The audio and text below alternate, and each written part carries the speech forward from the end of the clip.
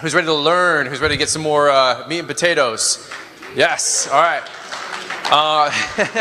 The Keith Kalfas is up next. I know. I said, hey, if I can get anybody to speak, I'm going to get Keith Kalfas, the Dirt Monkey, and Josh Latimer for darn sure on this lineup. So, Keith Kalfas, man, I don't even know how to, where do you start? There's a crying thing. You guys don't know how much this guy has poured into me before I even knew him.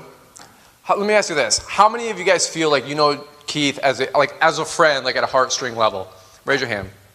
From his videos, too, for sure. Keith, I know one of your life's purposes is to speak on stages, do motivational conferences, and do the whole deal.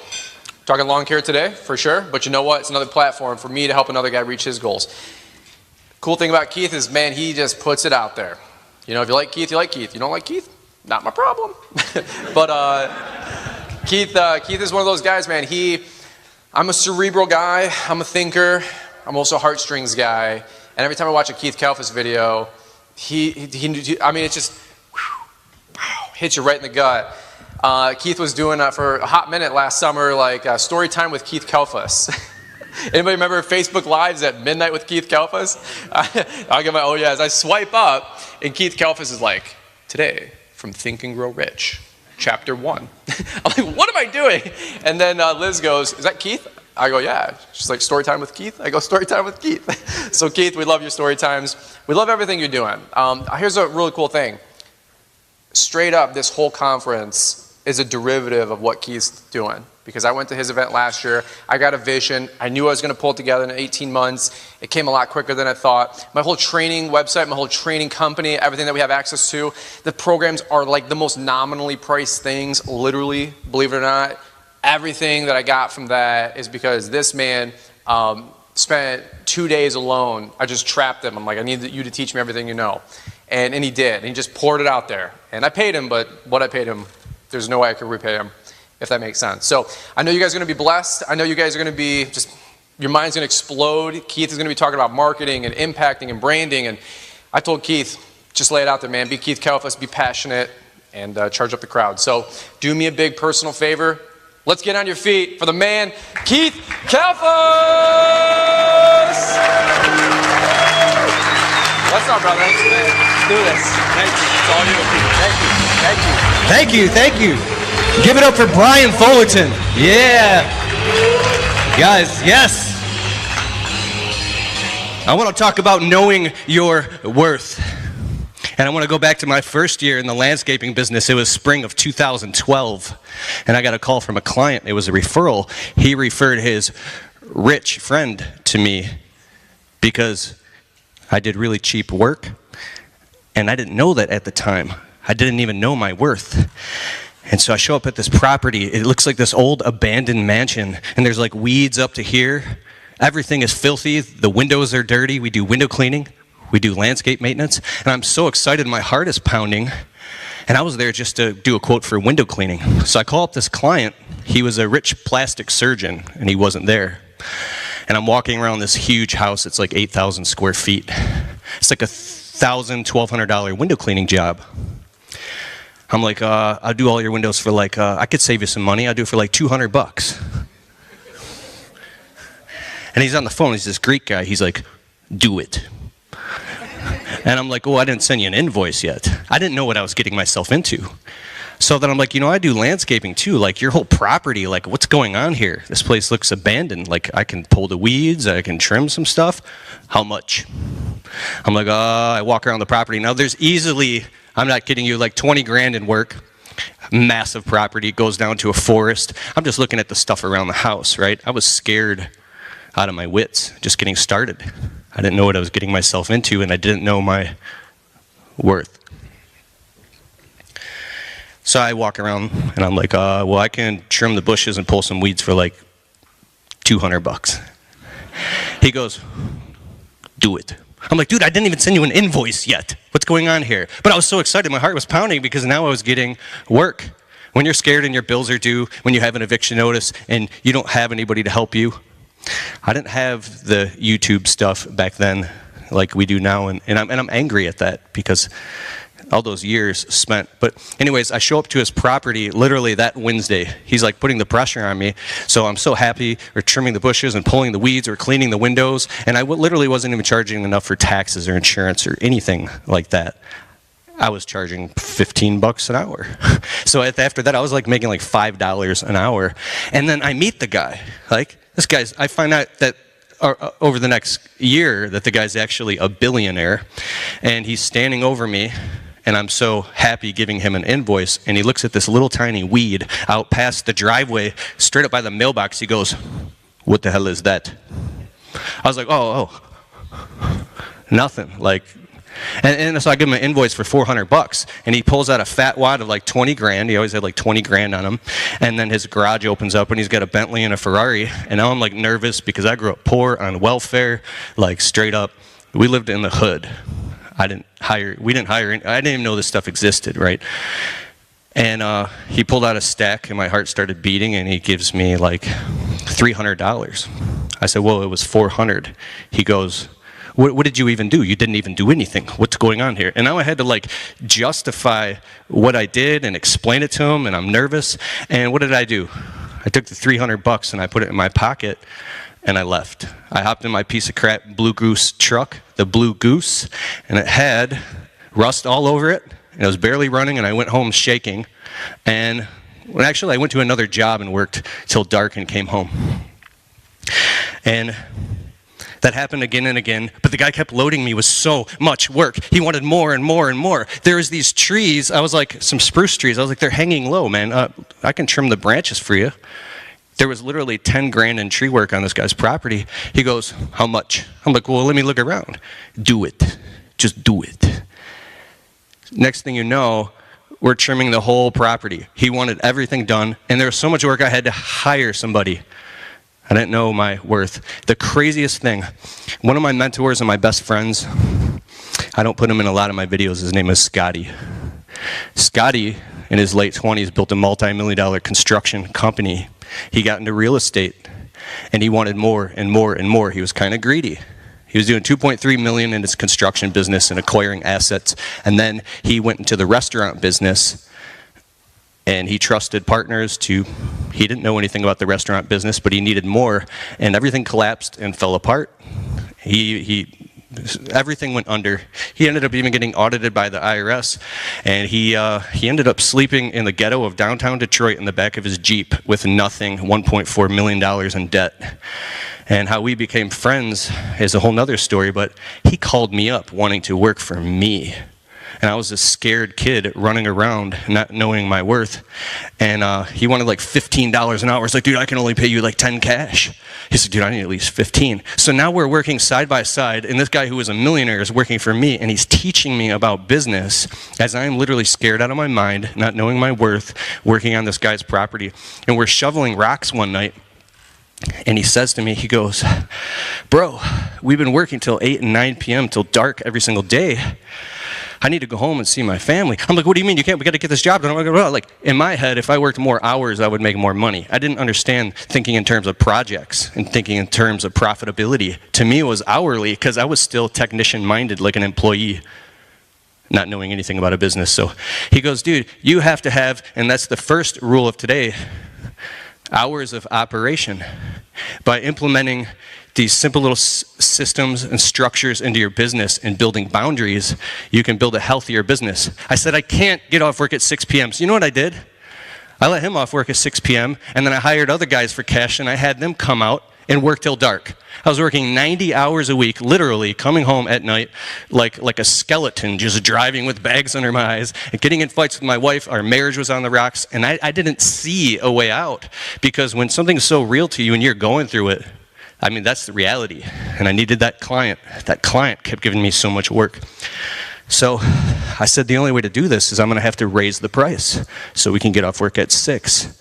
I was so scared, and I raised the prices 10% on all my clients, right? And then little by little, I was able to implement, we get off work at 6 o'clock. We leave the job site. That doesn't include paperwork or anything, but that simple structure of hours of operation. Oh my God, I went on Google and I'm no longer open up till midnight. I'm closed at 6. I'm closed on Sundays. This took a couple years. Hours of operation are very important because what happened was now my employees were showing up to work and they weren't burned out. They could actually function. We were pacing, right? So you got to have hours of operation in your business. Now, the next week I'm working and Scotty and I, we're out in our hands and knees and we're installing these granite slabs, building steps and doing construction. I didn't know what I was doing. I was just trusting him. and he's like, how much did you charge this rich client, right? I'm like, oh, like $1,200 for this whole job. He goes, are you kidding me? This is like $7,000 easy. How are you even making any money? I'm like, I'm not. I'm terrified, and I'm actually doing jobs on the weekends and on the side to make money to pay my bills when I'm working for this client for free. I didn't know my worth. I didn't know my worth. It doesn't matter how hard you work or what you do, or you can run around in circles chasing your tail, but if you don't know your worth, it's never going to happen. Nothing is going to change. And I overheard one time that this client referred to me as a kid. A kid. And I really thought about that. It hurt me. I was mad. I was angry because there was truth in it. And I said, oh my God, I do. I perceive myself as a kid. And I act like a kid in his presence. And I started going to work on that and perceiving myself as a man and a man of business who stands his ground. And it was a long, long time. But anyways, back to Scotty and I were digging. He's like, wait a second. You're only charging that much? Are you paying taxes? I'm like, taxes? No. I'm cashing checks into my personal account. I can't afford to pay taxes. He's like, dude, if you don't pay taxes, the IRS will take everything that you have, bro. Like, you don't understand. I'm like, I can't. I literally can't afford to pay them. I would go into this like victim cycle because I didn't see a way out. He told me about the 30% rule, which is the next thing I want you to write down. He said, bro, this will make you or break you in business in ups and downs and all times. 30% of all gross income gets set aside in a special business savings account specifically for taxes.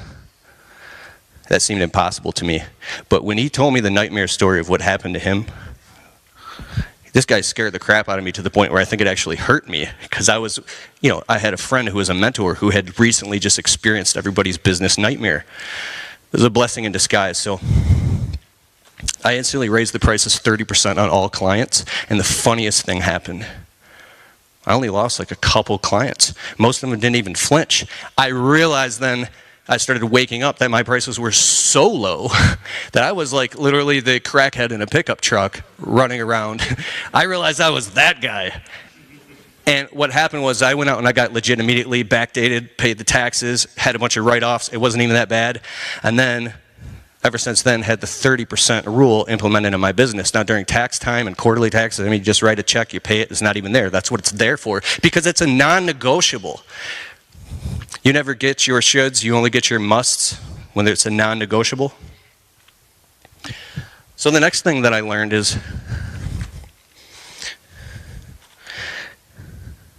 I'll say the client's name, but I won't say anything else. His name was, and one time we were standing out in his driveway.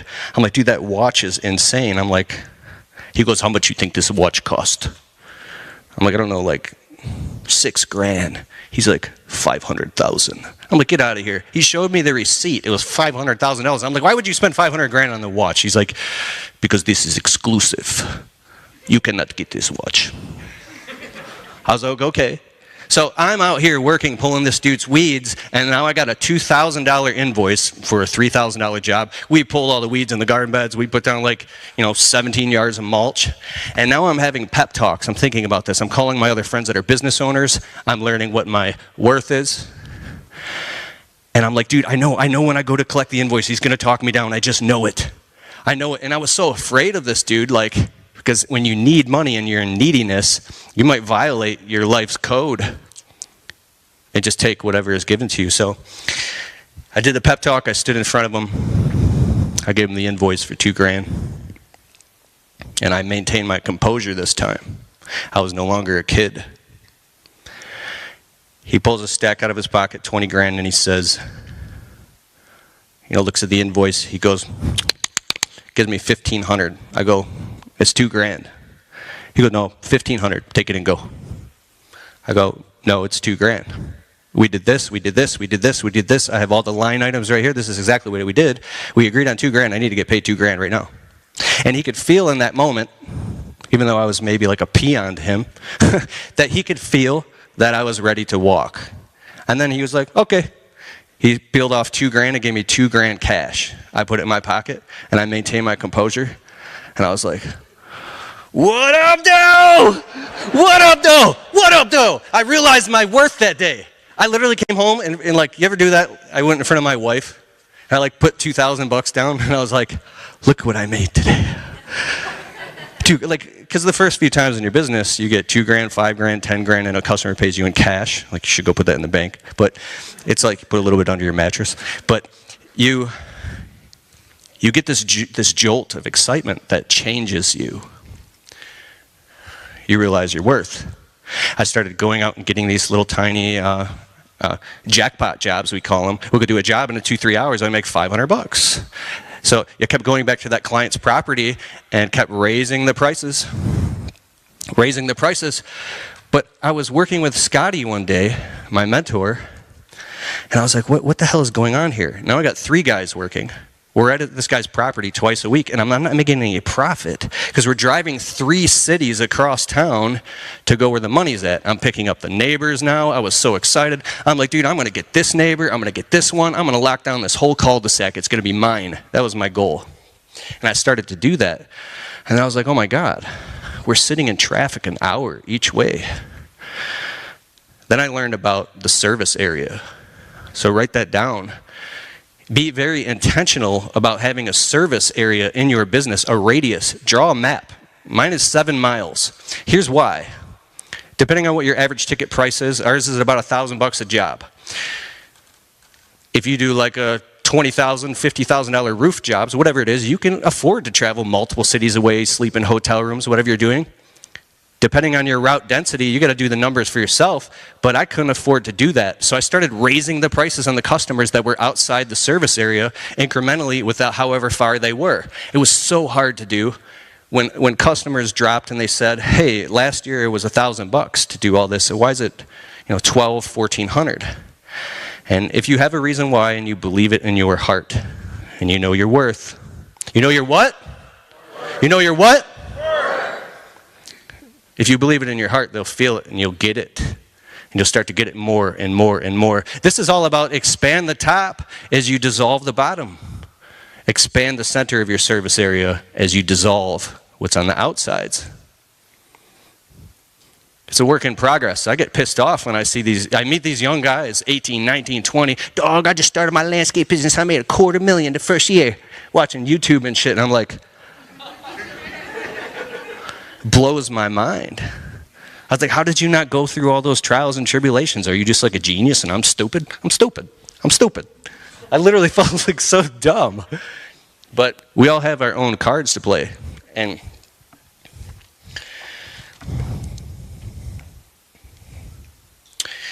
realizing your worth is the most important thing. I want to check my notes here. And my time. How much time do I got? 10? Nice.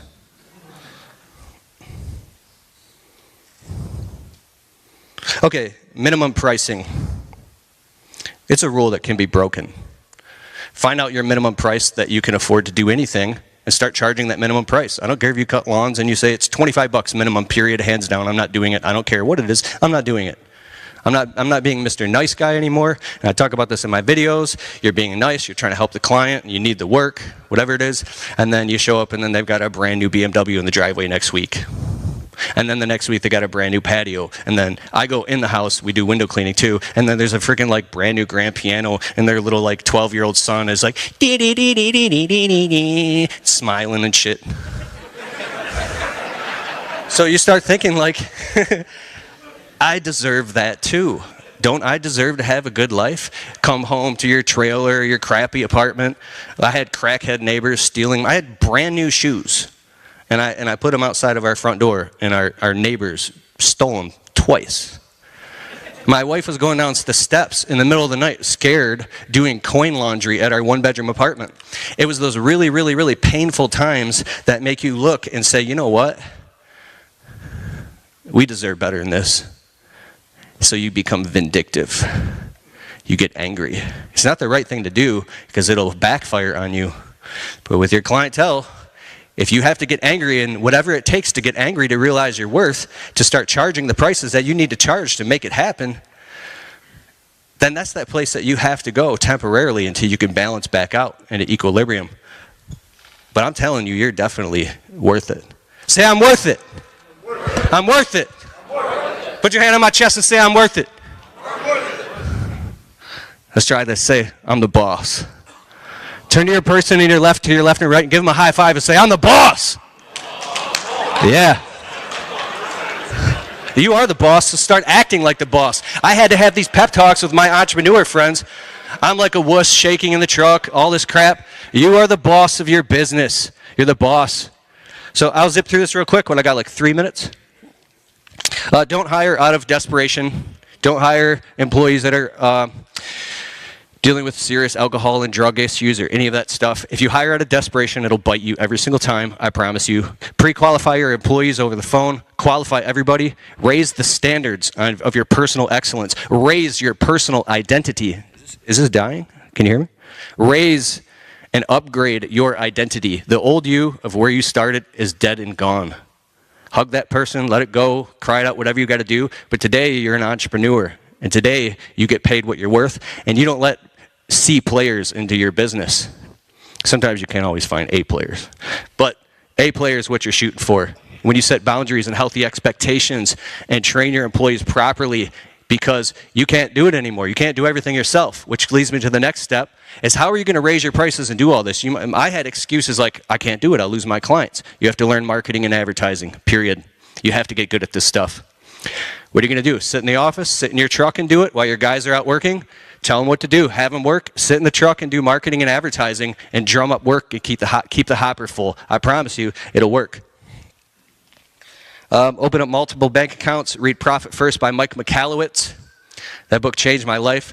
I'm like overly paranoid. I have like 13 bank accounts, but I feel safe now. Partly. Get the app called Clarity and install it on your phone and plug all your bank accounts into it. It shows everything where all your numbers are at. Always be marketing and advertising no matter what. And keep yourself booked at least 3 weeks out. How many people here do lawn care? How many do just landscaping? How many do a bit of both? All right, perfect. And then do your quarterly reviews and know your numbers. You can't make any decisions. I was just talking with Joshua Latimer, who's next after me, and this guy is incredible.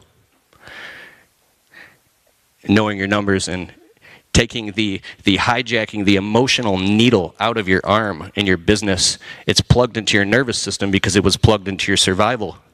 When you could pull the needle out and look at it objectively, that's where you can make accurate decisions.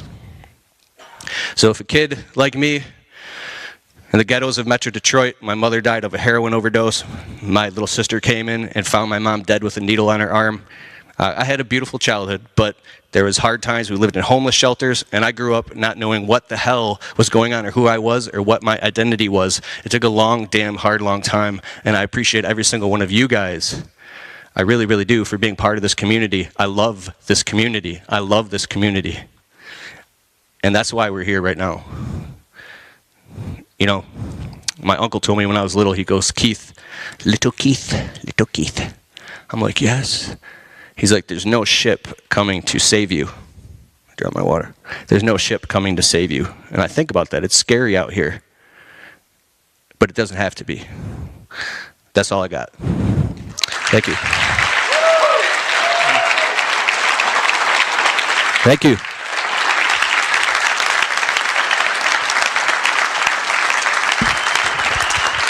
Dude, you're good man. Thank you. Come on, Keith Kalfas, one more time. Give it up.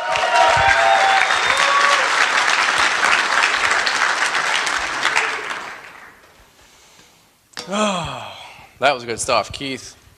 Appreciate you big time. I'm not going to add to it, but actually I did want to say something. There's a quote, a poem, I should say, back in the day that I read, and it really stuck with me. It was, I bargained with life for a penny, and life would pay no more. However, I counted my blessings when I closed my scanty store. For life is a just employer, pays you what you ask. But once you set the wages, you must bear the task. I worked for Emil's Hire only to learn dismayed that any wage of life I would have asked, life would have willingly paid. Anybody ever hear that poem? It's a shame, because that's why we're here. I want to empower you guys like Keith talked about. And what did you guys get from Keith? It's know your worth. Man, put your foot down on life. Don't let life beat you around, because it will. Like Keith said, Liz and I, we came from nothing. Nothing was a goal. Nothing means you're at zero. We wanted to be at zero. Now we have a little bit more, and I like sharing it and blessing with all of you guys.